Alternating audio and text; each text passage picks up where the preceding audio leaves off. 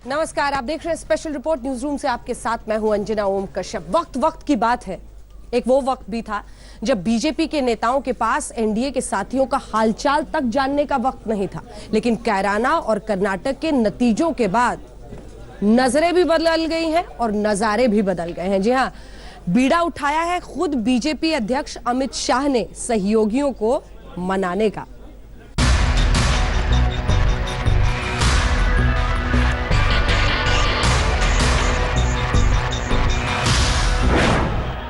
कर्नाटक से कैराना तक की हार के सियासी इफेक्ट एनडीए के साथ ही बीजेपी से बिदकने लगे। एनडीए में बढ़ी बीजेपी की मुश्किलें। 2014 की मोदी लहर 2018 में कर्नाटक और कैराना आते आते ठहर क्या गई।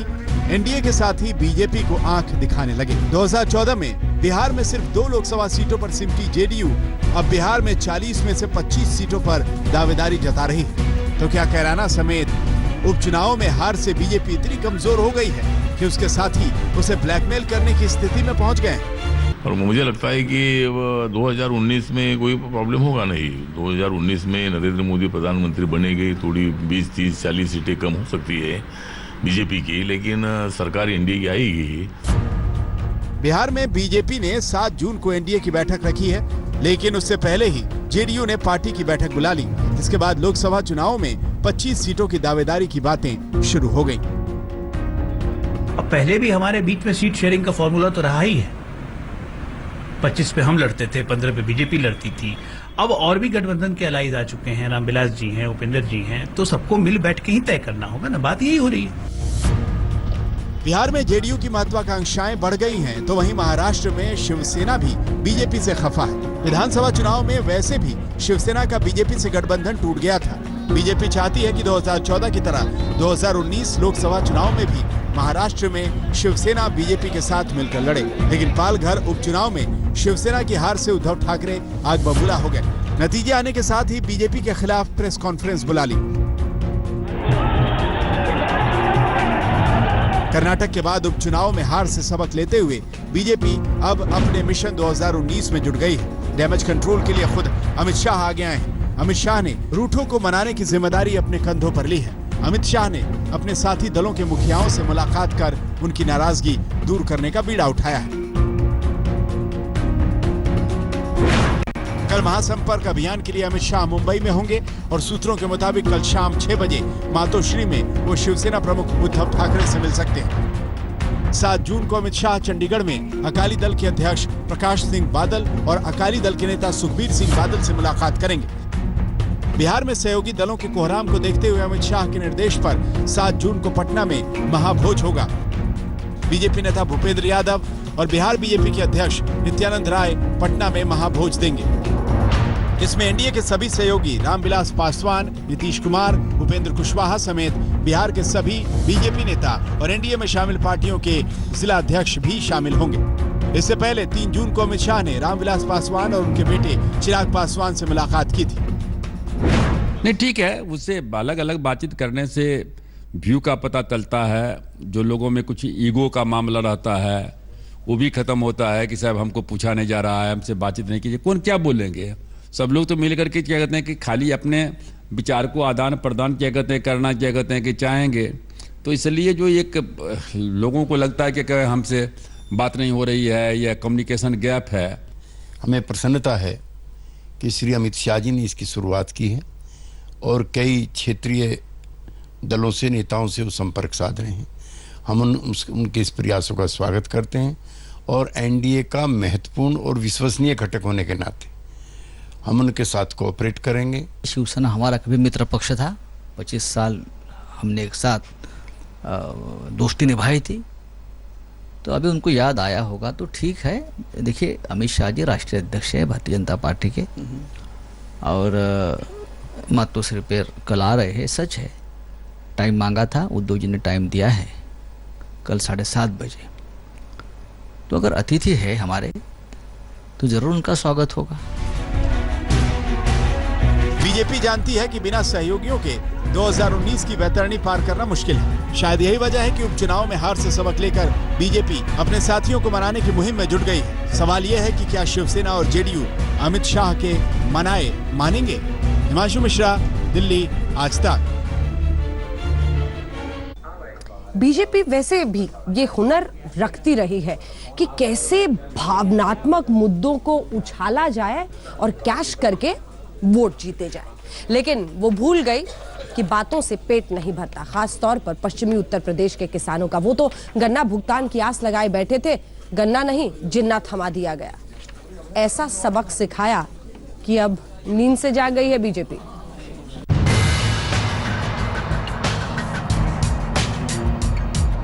गन्ना हमारा मुद्दा है, लेकिन जिन्ना की तस्वीर भी नहीं लगने देंगे हम लोग।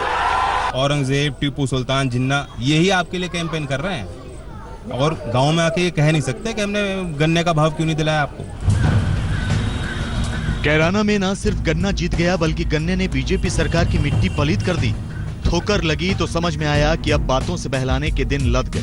2019 में कहीं यूपी के किसान बीजेपी को उपचुनावों के एक्शन रिप्ले न दिखा दें, लिहाजा केंद्र सरकार चेत गई।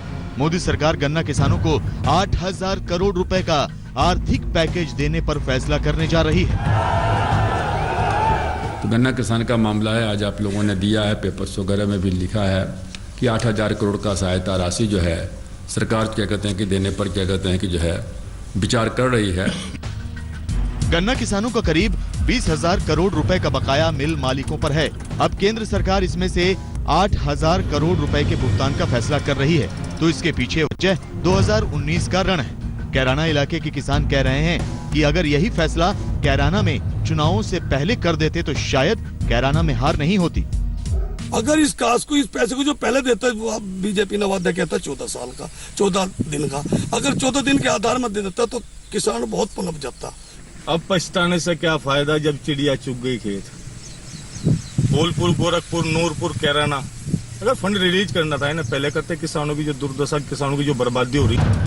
पश्चिमी उत्तर प्रदेश के किसान अच्छी तरह जान रहे हैं कि सरकार ने कैराना और नूरपुर उपचुनावों के नतीजों के बाद दबाव में आकर आर्थिक पैकेज का ऐलान किया है। किसान नेताओं का कहना है कि अगर किसानों की समस्याओं को नजरअंदाज किया गया तो 2019 में बीजेपी का हाल बेहाल होगा।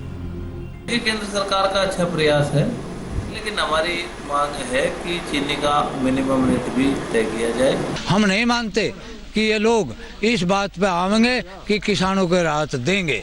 किसानों के साथ ये जो है बार बार घोषणा करते हैं। जब योगी की सरकार बनी, जब जो है 40 घोषणाएं योगी ने की थी और किसी घोषणा पर भी कोई भी कारगर कार्य नहीं हुआ।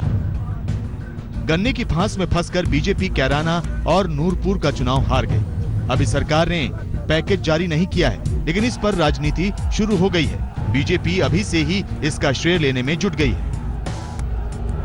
किसानों के हित की सरकार है। मोदी जी की जितनी भी योजनाएं देखें, किसान बीमा योजना देखें या अनेक योजना देखें, सॉइल हेल्थ कार्ड देखें, वो सब किसानों के हित के लिए है। इसलिए उन्होंने, केंद्र ने ये निर्णय लिया है, उसका हम स्वागत करते हैं। भाजपा इसी गलतफहमी में रहती है और वो समझती है कि किसानों को झांसा दिया जा सकता है। सच्चाई का सामना किसान कर रहे हैं, उनका भुगतान नहीं हुआ और 14 दिन के अंदर भुगतान करने की जो घोषणा थी वो पूरी नहीं हुई। भावनात्मक मुद्दे उठाकर चुनाव जीतने की कला में माहिर बीजेपी पश्चिमी उत्तर प्रदेश में भी उसी कला के साथ उपचुनाव में उतरी थी, लेकिन बीजेपी भूल गई थी कि गन्ना पश्चिमी उत्तर प्रदेश की जिंदगी और भावना दोनों से जुड़ा है। अपने आप में मुद्दा है जो जिन्ना की बातों के आगे दबने वाला नहीं है। शामली में शरद मलिक, मुजफ्फरनगर में संदीप सैनी के साथ आज तक ब्यूरो। तो मतदाता को बांटने वाला जिन्ना नहीं चला, मुद्दे के तौर पर गन्ना ही वो मामला रहा जिसकी वजह से बीजेपी घिरती नजर आई। एक और उपचुनाव में अगर आपको याद हो तो अररिया लोकसभा उपचुनाव के वक्त यही बांटने वाली राजनीति की कोशिश की गई थी, क्योंकि आरजेडी के सरफराज आलम की जीत हुई थी। एक वीडियो वायरल हुआ जिसमें कथित रूप से सरफराज आलम के समर्थक पाकिस्तान जिंदाबाद के नारे लगा रहे थे। आज उसी मामले में एक आरोपी जमानत पर छूट गया है। कहा जा रहा है कि पुलिस सबूत नहीं इकट्ठा कर पाई।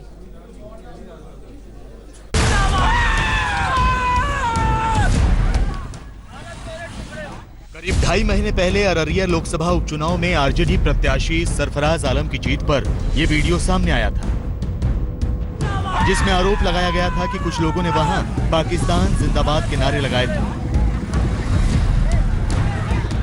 पुलिस ने बाकायदा इस मामले में 3 आरोपियों को जेल भेज दिया था। उनमें से एक आरोपी आबिद राजा को 65 दिन बाद जमानत मिल गई।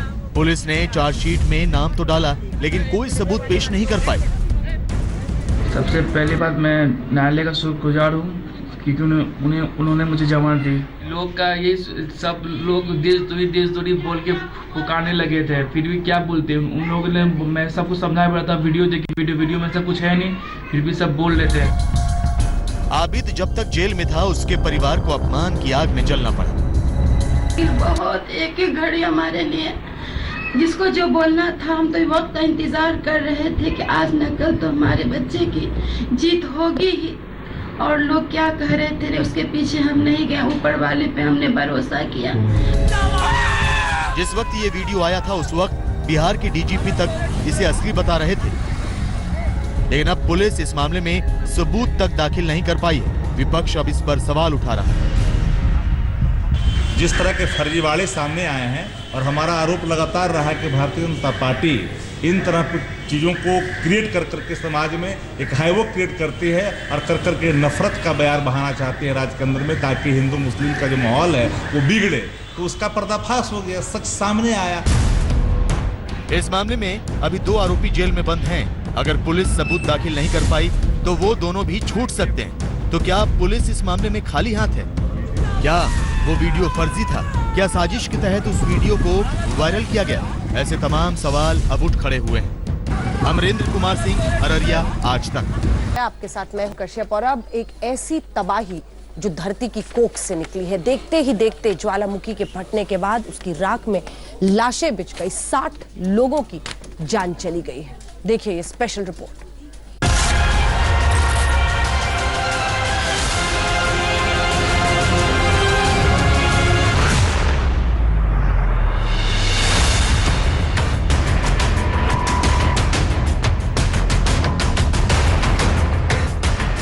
मध्य अमेरिकी देश ग्वाटेमाला।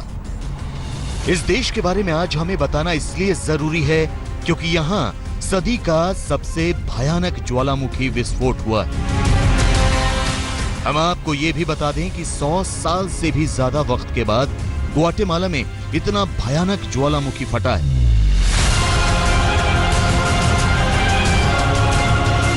ज्वालामुखी के फटने पर लाल गर्म चट्टानों और गैस का मिश्रण, जिसे पायरोक्लास्टिक फ्लो भी कहा जाता है, पहाड़ से निकलकर बहता हुआ आसपास के इलाकों में फैल गया। पायरोक्लास्टिक फ्लो की स्थिति में लावा इतनी तेजी से आगे बढ़ता है कि लोगों को बचने का मौका नहीं मिल पाता। इसीलिए तबाही की ये तस्वीरें आपके सामने हैं। चारों तरफ ज्वालामुखी की राख ही राख है। सब कुछ गर्द और गुबार में दफन हो चुका है। आप देख सकते हैं लोग राख में दबे पड़े हैं। रेस्क्यू टीमें राख को हटाकर लोगों को निकालने की कोशिश कर रही हैं। लाशों को बोरों में भरकर ले जाया जा रहा है। ज्वालामुखी के विस्फोट से यहां सब कुछ तहस नहस हो चुका है। रेस्क्यू टीमें मास्क लगाकर काम कर रही हैं। आज हम आपको दिखाएंगे कि आखिर ये ज्वालामुखी फटते क्यों और दुनिया में कितने ऐसे ज्वालामुखी हैं जो इस वक्त अंदर ही अंदर धधक रहे हैं। लेकिन पहले आपको दिखाते हैं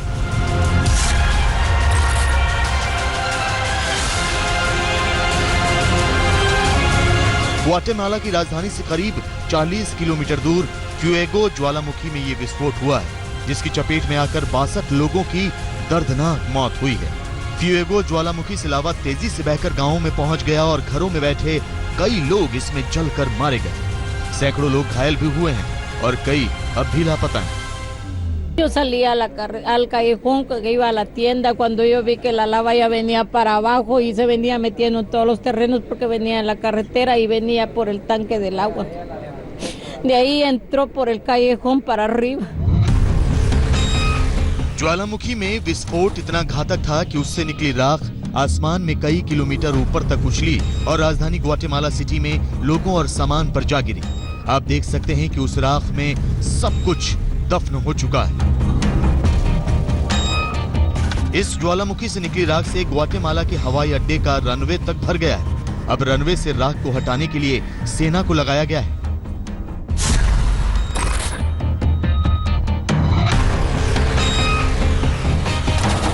सरकारी आंकड़ों के मुताबिक तबाही के इस ज्वालामुखी से 17 लाख लोग प्रभावित हुए हैं। इसके साथ ही करीब 31,000 लोगों को इलाके से निकाल लिया गया है। इस भयावह घटना के बाद ग्वाटेमाला के राष्ट्रपति ने 3 दिन का राष्ट्रीय शोक घोषित किया है। Nuestro objetivo era buscar personas vivas y al mismo tiempo personas fallecidas, ¿verdad?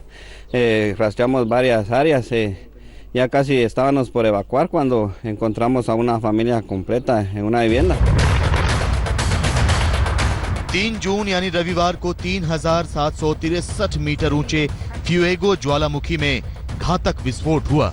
इसके बाद 8 किलोमीटर के क्षेत्र में लावा और राख ही राख फैल गई। ग्वाटेमाला के अल रेडियो, अलोतेनांगो और सैन मिगुएल में सबसे ज्यादा लोग मारे गए हैं।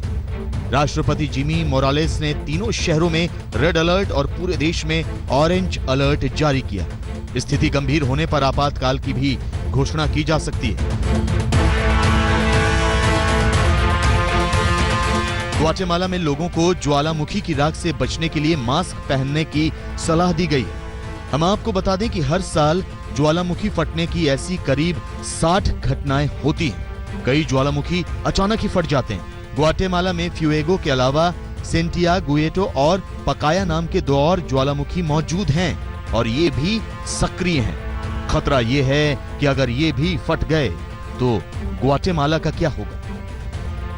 आज तक ब्यूरो। ग्वाटेमाला से पहले अमेरिका के हवाई द्वीप में भी ऐसी ही ज्वालामुखी फटी थी। पूरा का पूरा लावा सड़कों पर पहुंच गया था। हजारों लोग बेघर हुए थे। सबसे खतरनाक सक्रिय ज्वालामुखी हवाई द्वीप के इस ज्वालामुखी को कहा जाता है। कैसे ये सक्रिय ज्वालामुखी फटते हैं, क्या है पूरी प्रक्रिया, देखिए ये स्पेशल रिपोर्ट।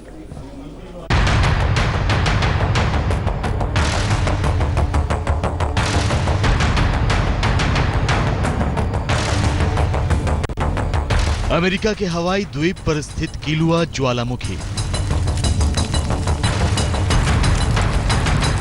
3 मई को किलुआ ज्वालामुखी धधक उठा। गर्म लावा बाहर आने लगा।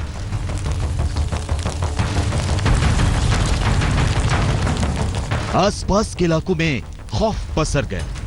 यूएस भूगर्भीय सर्वेक्षण के मुताबिक लावा 5.5 वर्ग मील के दायरे में फैल गया। लावा ने कई घरों को अपनी चपेट में ले लिया। 2000 से ज्यादा लोग घर छोड़ने को मजबूर हो गए। ज्वालामुखी की वजह से इलाके में जहरीली गैस फैलती जा रही है। कई जगह जंगलों में आग लगने की भी घटनाएं होने लगी। तो लावा यहां से गुजरने वाले हाईवे के भी बड़े हिस्से पर फैल गए। तस्वीरें देखकर अंदाजा लगाया जा सकता है कि हवाई ज्वालामुखी का विस्फोट किस कदर यहां के लोगों पर कहर बनकर फूटा है। हवाई ज्वालामुखी विश्व का सबसे सक्रिय ज्वालामुखी है। सक्रिय ज्वालामुखी उन ज्वालामुखी पर्वतों को कहा जाता है जिनमें अक्सर विस्फोट होता है। लेकिन सिर्फ हवाई ही नहीं, दुनिया के कई ऐसे मुल्क हैं जहां खतरनाक सक्रिय ज्वालामुखी पाए जाते हैं, जो फूटे तो विध्वंसकारी साबित हो सकते हैं। आपको बता दें कि इस वक्त विश्व में सक्रिय ज्वालामुखियों की संख्या करीब 500 है। इनमें से आधे से ज्यादा रिंग ऑफ फायर का हिस्सा है। ये प्रशांत महासागर के चारों ओर ज्वालामुखियों के हार जैसा है, इसीलिए इसे रिंग ऑफ फायर कहते हैं। दरअसल ज्वालामुखी एक ऐसा पहाड़ होता है जिसके नीचे पिघले हुए लावा का भंडार होता है। जब पृथ्वी के नीचे ऊर्जा या जियोथर्मल एनर्जी से पत्थर पिघलते हैं, तब जमीन के नीचे से ऊपर की ओर दबाव बढ़ता है। ऐसे में यह पहाड़ ऊपर से फटता है और ज्वालामुखी कहलाता है। ज्वालामुखी के नीचे पिघले हुए पत्थरों और गैसों को मैग्मा कहते हैं और ज्वालामुखी के फटने के बाद जब ये मैग्मा बाहर निकलता है तो इसे लावा कहा जाता है। वैज्ञानिकों का कहना है कि पृथ्वी की सतह का 80% से ज्यादा हिस्सा ज्वालामुखियों के फटने का परिणाम है।